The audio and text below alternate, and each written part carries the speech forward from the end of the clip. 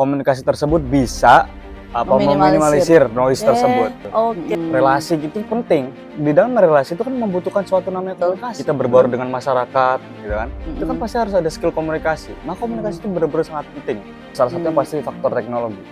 Ketika mereka sudah larut ke dalam algoritma teknologi, bermain HP, misal dia terlalu larut scroll TikTok seperti itu, medsos, scroll apapun itulah.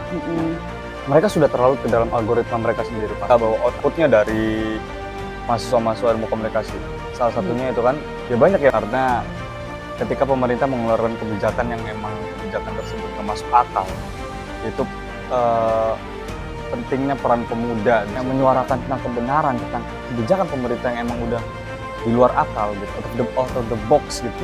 Itu adalah salah satu cara untuk menyadarkan pemerintah. Assalamualaikum warahmatullahi wabarakatuh. Selamat datang di channel Cikuyaya. Teman-teman tahu nggak sih bahwa kemampuan berkomunikasi menjadi modal dasar yang sangat penting yang harus dimiliki oleh generasi muda saat ini. Dimana di tengah arus informasi yang masif dan di tengah zaman yang sangat keterbukaan seperti saat ini, generasi muda perlu dibekali dengan skill komunikasi yang baik. Nah, bagaimana skill komunikasi yang baik dan bagaimana generasi muda memandang pentingnya komunikasi itu, sudah hadir bersama saya narasumber kita, bukan narasumber ya, bintang tamu kita, Mas Dzikri Fauzil Adzim. Selamat siang Mas Dzikri. Selamat siang. Oke, Mas Dzikri kenalan deh sama teman-teman Cikuyaya nih, siapa Mas Dzikri? Oke. Baik, sebelumnya Assalamualaikum warahmatullahi wabarakatuh. Perkenalkan, nama saya Dzikri Fauzil Adzim. Status saya sebagai mahasiswa ilmu komunikasi di Fakultas Ilmu Sosial dan Politik Universitas Muhammadiyah Yogyakarta. Oke, udah semester berapa nih sekarang, Jik? Dan sekarang lagi mengampu penjurusan Public Relation di semester 4. Di semester 4 ya. Betul. Nah, Jik, kita mau ngobrol-ngobrol masalah pentingnya komunikasi nih buat teman-teman generasi Z di sana. Boleh. Ya. Kalau sebelumnya teman-teman mungkin podcastnya sama generasi milenial. Nah, ini baru pertama kali saya podcast bersama generasi zilenial seperti ini ya. Jik, semester 4 sudah membahas tentang apa aja nih di Fakultas Komunikasi? Apa yang dipelajari di sana? Betul, karena di Muhammadiyah Yogyakarta itu seperti komunikasi ini, ilmu komunikasi itu merupakan prodi yang unggulan. Maka di semester 4 ini memiliki 3 penjurusan. Penjurusan yang pertama adalah Public Relation, penjurusan kedua adalah Broadcasting, dan penjurusan ketiga adalah Advertisement atau Advertising. Nah, penjurusan Public Relation itu adalah suatu penjurusan yang bagaimana mahasiswa yang mengambil penjurusan ini difokuskan kepada cara dia beretorika, atau cara dia mengupgrade skill public speaking kepada masyarakat. Tentunya gitu. Seperti itu. Nah, ini yang baru Jik ini ampuh ya di betul. PR ini ya. Nah, kemudian nih Jik, sebenarnya kalau misalkan bahas komunikasi yang baik itu seperti apa sih, Jik? Tentunya komunikasi yang baik itu komunikasi dua arah yang saling memahami satu sama lain. Yang saling memahami komunikator dengan komunikan yang memahami message itu sendiri, pesan itu sendiri. Karena dalam komunikasi ada yang namanya transmisi pesan. Transmisi pesan itu merupakan proses terjadinya komunikasi antara komunikator dan komunikan. Itu berjalan seperti pengiriman surat, benar. Maka di dalam komunikasi tersebut akan ada noise. Noise itu adalah gangguan di tengah percakapan. Nah, komunikasi yang baik itu adalah komunikasi antar komunikator dan komunikan yang komunikasi tersebut bisa meminimalisir noise tersebut. Gitu ya. Berarti artinya komunikasinya lancar lah, gimana bisa dimengerti gitu ya. Tadi Jiki bilang komunikasi dua arah gitu ya. Komunikasi dua arah. Sebenarnya komunikasi itu ada berapa sih? Bisa dua arah atau bisa satu arah? Komunikasi kan komunikasi satu arah dan dua arah. Kalau semisal seperti ini kan kita namanya komunikasi dua arah ya. Saling berkomunikasi dan saling mendengar. Tapi ada komunikasi yang satu arah. Oh, apa tuh? Contohnya seperti khutbah. Khutbah itu merupakan transmisi pesan juga antara komunikator dan komunikan. Tetapi sifatnya adalah powerful. Nah, biasanya komunikasi satu arah itu sifatnya powerful. Kenapa powerful? Karena si komunikator, si penyampai pesan ini, si khutbah ini menyampaikan suatu pesan kepada jamaahnya. Itu pesan-pesan kebaikan, sehingga pesan tersebut memiliki power kepada si jamaah untuk melakukan suatu kebaikan, betul? Maka si jamaah ini terdoktrin atas pesan tersebut, karena pesan ini memiliki suatu powerful kekuatan untuk mendoktrin si jamaah tersebut agar jamaahnya jamaahnya senantiasa berbuat kebaikan. Seperti halnya ada kepala sekolah yang sedang memberikan ujangan kepada murid-muridnya, kepada siswanya. Nah, itu merupakan komunikasi satu arah yang sifatnya powerful. Tapi gimana Jik, kalau misalkan gini, komunikasi itu bisa nggak sih itu disebut sebagai komunikasi ya Jik? Misalkan gini, kita datang nih ke suatu tempat, bertamu lah gitu ya. Nah, belum masuk ke rumahnya, si yang punya rumah udah menunjukkan raut muka yang masam gitu. Wah, kita juga jadi segan nih mau masuk ke rumahnya. Nah, itu komunikasi nggak? Itu termasuk komunikasi. Tapi itu masuknya komunikasi verbal dan non-verbal. Nah, apa tuh? Komunikasi juga terdiri atas verbal dan non-verbal. Nah, komunikasi verbal itu adalah komunikasi seperti ini. Komunikasi yang dilakukan secara intens dan menggunakan pembicaraan gitu. Maksudnya kita berbicara pakai kata-kata. Pakai kata-kata gitu. Kita berbicara pakai mulut, kita sama-sama saling. Nah, itu namanya komunikasi verbal. Nah, tapi kalau tadi kasusnya seperti tadi kita bertamu ke rumah orang memasang raut wajah yang masam gitu, yang emang gak seneng dilihatnya, itu namanya komunikasi non verbal. Komunikasi yang dilakukan menggunakan gestur tubuh, ekspresi wajah, mimik wajah, itu namanya komunikasi non verbal. Gitu. Jadi udah kelihatan mukanya nggak enak, kita juga jadi jaga jarak kita nih. juga jadi canggung kan, atau jadi awkward gitu. Ngerti gitu. Oh, orang ini udah nggak seneng. Nah, itu namanya komunikasi non verbal. Kita memahami bahwa orang tersebut tuh nggak seneng dengan adanya kita, dengan kehadiran kita. Itu namanya komunikasi non verbal. Nah, Jik, sebagai anak muda gitu ya yang kuliah di ilmu komunikasi, sebenarnya penting nggak sih komunikasi itu Jik bagi anak muda zaman sekarang ya? Penting sekali sih. Karena komunikasi adalah basically agar kita tuh bisa mengupgrade diri, gitu, mengupgrade value, value kita sendiri, agar kita itu senantiasa diterima di kehidupan bermasyarakat. Tentunya kan pasti harus ada pegangan komunikasi ya kan. Bagaimana kita itu memperluas koneksi, memperluas jejaring gitu. Relasi itu penting. Di dalam relasi itu kan membutuhkan suatu namanya komunikasi, betul? Kita berbaur dengan masyarakat, gitu kan? Itu kan pasti harus ada skill komunikasi. Maka komunikasi itu benar-benar sangat penting. Apalagi untuk anak muda zaman sekarang, betul kan?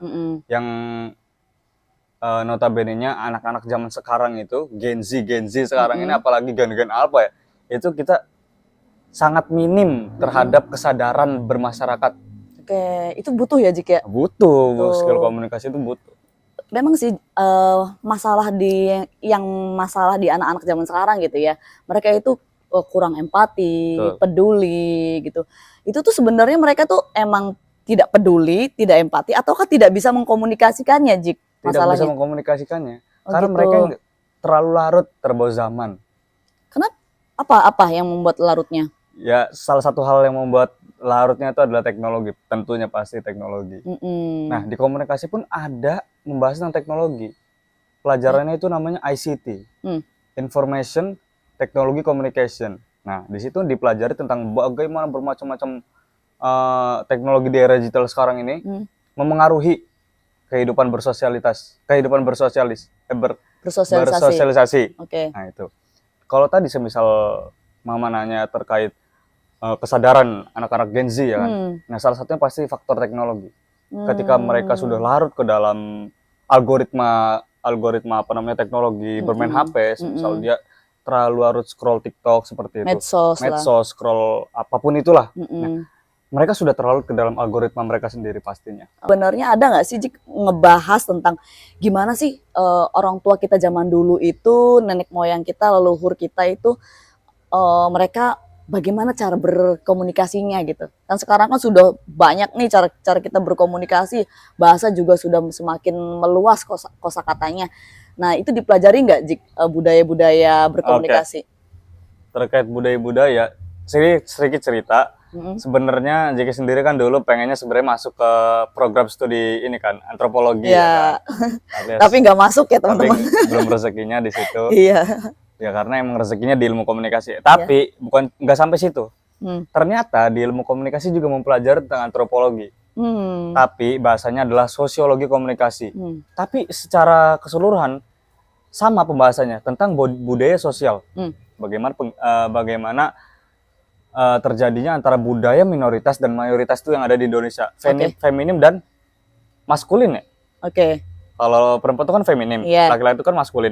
Nah, sekarang saya tanya, antara feminim dan maskulin, siapa yang lebih powerful? Menurut Mama sendiri? Yang lebih powerful dalam hal? Dalam hal kehidupan, feminim dan maskulin. Feminim lah. Maskulin. Maskulin itu kan laki-laki. Nah, apa tuh? Biasanya yang lebih powerful itu kan laki-laki. Karena laki-laki biasanya yang dijadikan seorang pemimpin. Ya, maka laki-laki adalah kelompok mayoritas. Dan feminim adalah kelompok minoritas. Karena feminim tuh nggak punya power. Berdasarkan popularitasnya. Iya, berdasarkan popularitasnya. Nah, itulah yang disebut dengan sosiologi komunikasi. Ada juga membahas tentang mayoritas dan minoritas budaya. Nah, semisal gini, Jiki adalah orang berasal dari suku Jawa. Jiki adalah suku Sunda. Suku Sunda. Maaf, suku Sunda. Jiki itu suku Sunda yang sedang merantau di Jawa. Suku Jawa. Jiki disebut apa? Perantau. Perantau tuh wajib apa kalau misal kita udah datang ke? Menghormati, adaptasi. Perlunya ada adaptasi, dan adaptasi itu dibagi menjadi dua.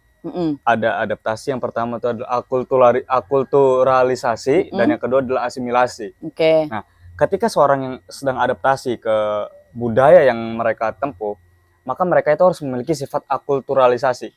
Akulturalisasi adalah bergabung, nimbrung bahasanya, nimbrung sama budaya yang baru. Budaya baru.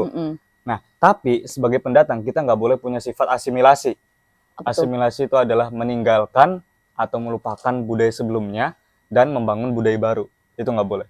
Semisal, jika itu kan orang Sunda yang ngerantau di Jawa, jika harus punya sifat adaptasi akulturalisasi, alias jika harus punya sifat nimbrung. Kalau nggak jika mempelajari bahasanya, atau jika coba mencicipi makanannya dan menyukai makanannya, karena jika itu sebagai pendatang di situ, dan jika itu sebagai budaya minoritas di situ, wajib menghargai budaya mayoritas dan menghormati budaya mayoritas. Tapi budaya mayoritas juga harus menjaga budaya minoritas demi kelangsungan sosial. Jangan lalu dia itu yang mentang-mentang kita mayoritas, kemudian menarik yang minoritas ini memaksakan untuk ikut sama kita. Dan yang lebih parahnya adalah si minoritas dan mayoritas ini bergabung, sudah berakulturalisasi, sudah saling memahami, dia malah membuat budaya baru. Itu namanya asimilasi. Nggak boleh kayak gitu. Nggak boleh. Membuat budaya baru tuh nggak boleh. Dibikin-bikin sendiri gitu kan. Bisa itu. Jadi ketahuan Jiki juga kalau misalkan ke rumah juga kan mungkin kangen masakan Sunda gitu ya, karena lama misalkan 6 bulan ada di Jogja, itu juga kan mungkin kangen sama masakan yang di Sunda gitu. Gitu, Jik. Jadi dipelajari gitu ya. Dipelajari. Tenang aja, di ilmu komunikasi juga mempelajari tentang budaya sosial pastinya. Pernah dengar gini, komunikasi politik. Apa itu komunikasi politik? Komunikasi politik itu komunikasi yang mempelajari tentang isu-isu politik tentunya. Seperti kalau semisal dulu, komunikasi politik itu salah satu akar muakar dari komunikasi. Dan itu waktu itu tuh Jiki pelajari komunikasi politik tuh waktu waktu tahun 2024, pas lagi zaman-zamannya pemilu, pilkada. Nah, itu baru di situ tuh. Waktu itu tuh Jiki pelajari tentang menganalisis marketing daripada 3 paslon. 3 paslon ini. Kayak gimana tuh? Ya Apa yang marketing dari cara dipelajari? kampanyenya, Hmm, kemudian analisisnya, bagaimana caranya dia berkampanye, bagaimana hmm, dia memperbaiki citra ya kan dari hmm, ketiga paslon tersebut ya kan. hmm, Bagaimana gebrakan barunya dia hmm, gitu loh. Semisal paslon 01 Pak hmm, Anies gitu. Dia kan punya cara berkampanye dengan gebrakan baru tabrak Anies, Desak desak Anies. Anies. Oke. Nah, kalau 02 mungkin nggak tahu apa itu. Eh, Tapi kalau 03 apa tuh? Pak Ganjar itu ya. Mahfud ada tabrak Mahfud kok. Iya, tabrak Tabrak Mahfud. Mahfud ya? Kemudian siapa namanya Pak Anies itu desak Anies. Desak Itu kan Anies gitu kan. itu kan gaya komunikasi politik yang baru ya, Betul. gebrakan yang bagus banget ya Itu itu ya. cara dia berkampanye. Mungkin kalau di 02 itu ada gemoy. Nah, itu juga Nah, suatu komunikasi itu bukan, slogan. kalau gemoy itu bukan suatu komunikasi tapi itu suatu citra.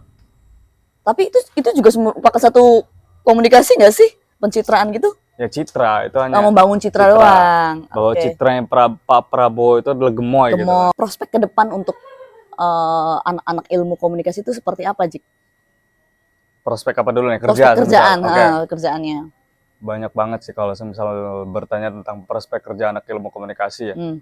Sebenarnya masuk ke dalam semester 4 ini udah bisa menerka-nerka lah. Udah bisa menerka-nerka bahwa outputnya dari mahasiswa-mahasiswa ilmu komunikasi. Salah satunya itu kan, ya banyak yang emang kerja di Kominfo, atau kerja di penyiaran TV, ya kan, kerja di industri perfilman, industri periklanan, atau sekedar praktisi PR di perusahaan-perusahaan. Itu kan banyak banget.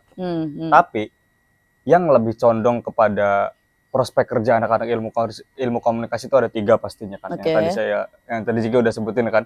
Pertama itu yang public relation alias PR, itu biasanya outputnya luarannya adalah praktisi PR. Pasti itu praktisi PR di suatu perusahaan. Bagaimana seorang PR itu menjadi lobbying antara perusahaan satu ke perusahaan lainnya. Nah, itu adalah kinerjanya PR. Bagaimana dia lobbying ke perusahaan satu ke lainnya atau perusahaan satu ke pemerintah. Dengan kepentingan tertentu ya kan. Nah, yang kedua adalah advertisement itu biasanya output dan luarannya adalah pekerja-pekerja periklanan. Menulis skrip iklan atau mempromosikan iklan, bagaimana iklan tersebut tuh menjadi menarik untuk ditonton gitu. Nah, yang ketiga adalah broadcasting atau industri perfilman. Itu biasanya udah pasti output atau luarannya itu adalah terjun ke dalam dunia perfilman. Ada yang jadi sutradara, produser, scriptwriter mungkin, ada yang jadi Astrada 1, Astrada 2, banyak pokoknya.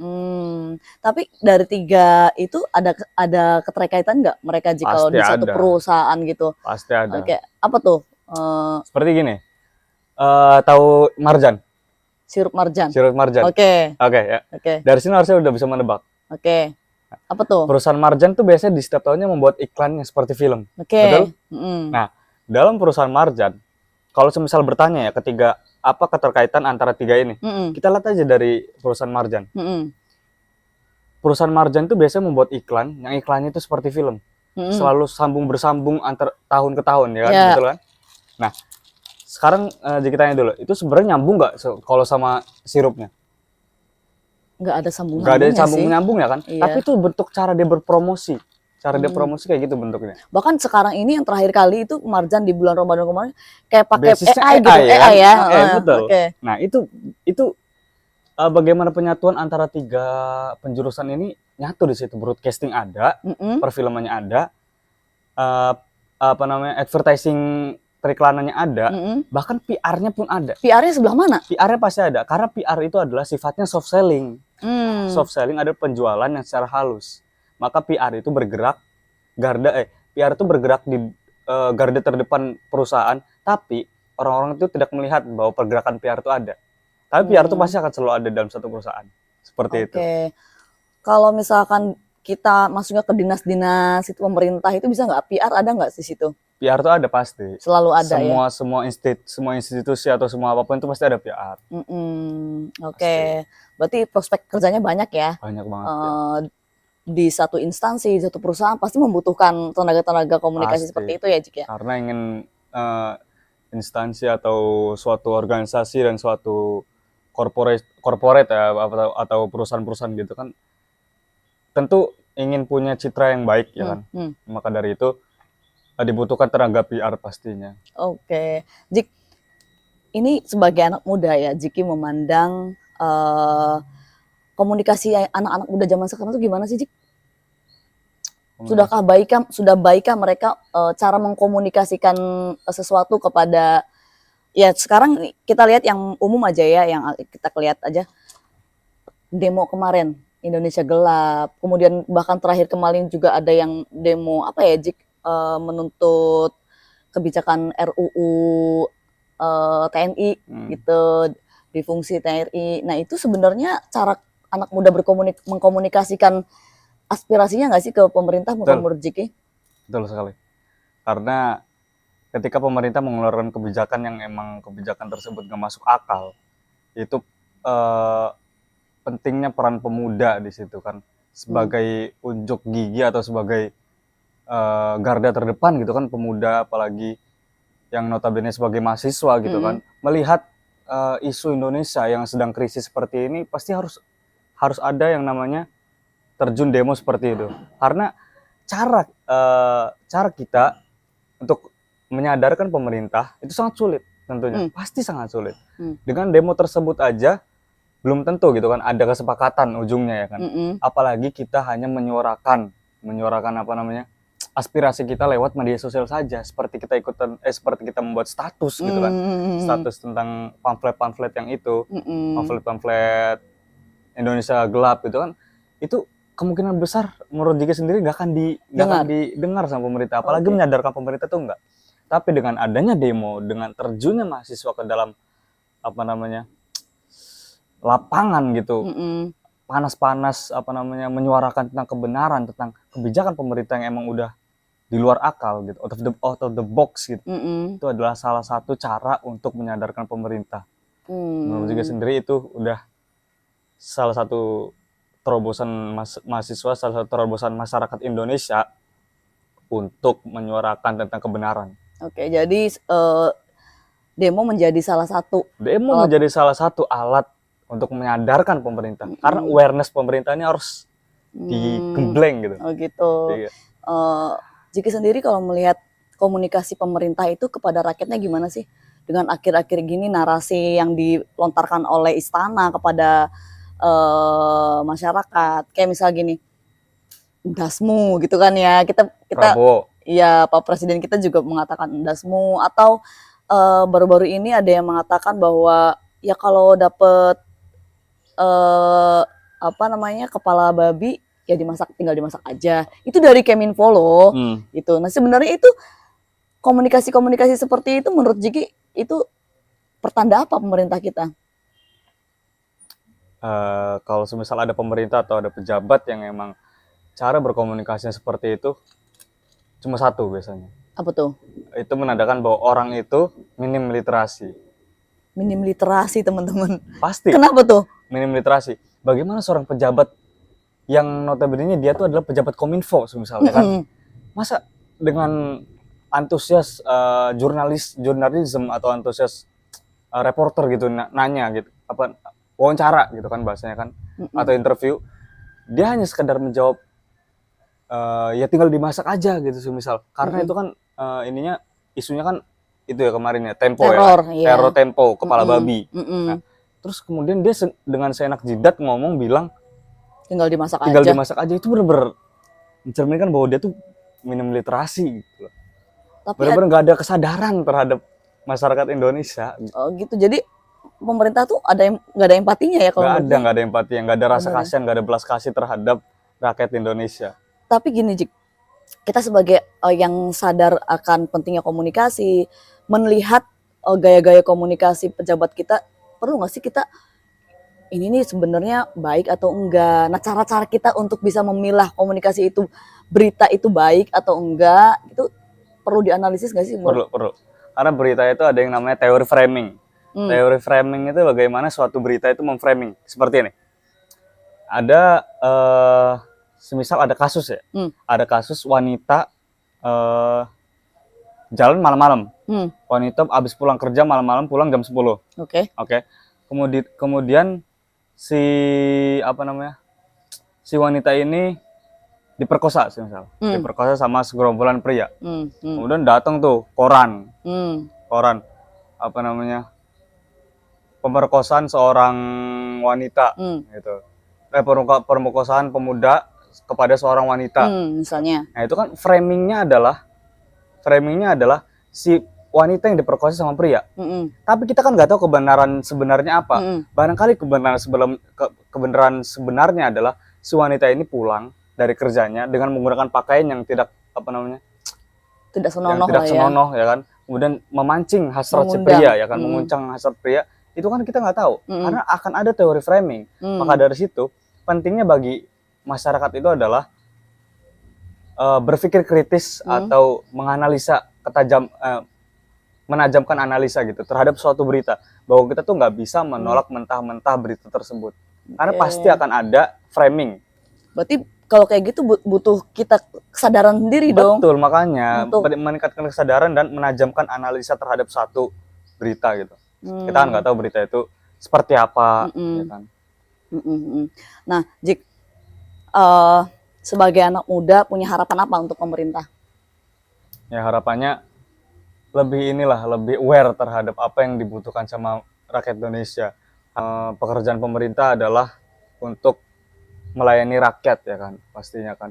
Kalau semisal rakyat tidak dilayani, maka siapa yang akan kamu layani gitu, mereka layani. Kalau menurut Jiki, dengan kesulitan ekonomi yang sekarang, kemudian dengan banyaknya tagar Indonesia gelap, kemudian apa Jik, kabur aja dulu gitu.